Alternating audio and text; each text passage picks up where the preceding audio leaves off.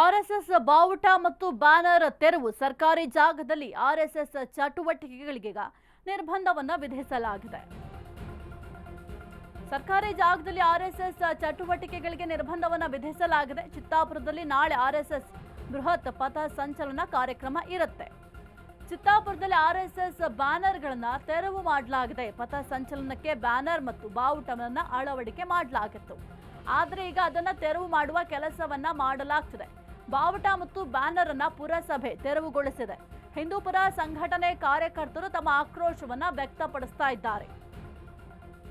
ಇನ್ನು ಇದಕ್ಕೆ ಸರ್ಕಾರದ ಅನುಮತಿ ಕೂಡ ಬೇಕಾಗತ್ತೆ. ಏನೀಗ ಆರ್ಎಸ್ಎಸ್ ಪಥ ಸಂಚಲನಕ್ಕೆ ಅದು ಕೂಡ ಬೃಹತ್ ಮಟ್ಟದಲ್ಲಿ ಈ ಒಂದು ಪಥ ಸಂಚಲನಕ್ಕೆ ಪ್ಲಾನ್ ಅನ್ನ ಮಾಡ್ತಾ ಇದ್ದಾರೆ. ಅದು ಕೂಡ ಸದ್ಯಕ್ಕೆ ಈಗ ಸರ್ಕಾರದ ಜಾಗದಲ್ಲಿ ಈ ಒಂದು ಕಾರ್ಯಕ್ರಮ ಏನಾದ್ರು ಮಾಡ್ತಾರೆ ಅಥವಾ ಬೇರೆ ಜಾಗದಲ್ಲಿ ಮಾಡ್ತಾರೆ ಅಂದ್ರೂ ಕೂಡ ಸರ್ಕಾರದ ಅನುಮತಿ ಬೇಕೇ ಬೇಕು.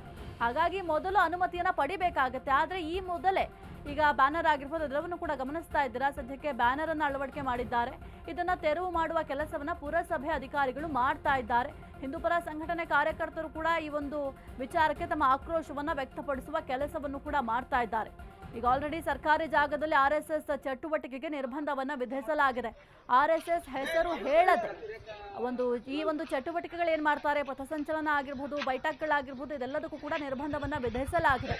ಇನ್ನು ಚಿತ್ತಾಪುರದಲ್ಲಿ ಆರ್ಎಸ್ಎಸ್ ಅನ್ನ ಒಂದು ಕಾರ್ಯಕ್ರಮವನ್ನು ಕೂಡ ಆಯೋಜನೆ ಮಾಡಲಾಗಿದೆ. ಅದು ಕೂಡ ಬೃಹತ್ ಮಟ್ಟದಲ್ಲಿ ಪಥಸಂಚಲನಕ್ಕೆ ಪ್ಲಾನ್ ಅನ್ನ ಮಾಡಿಕೊಂಡಿದ್ರು. ಅಯ್ಯಯ್ಯೋ ಅಯ್ಯಯ್ಯೋ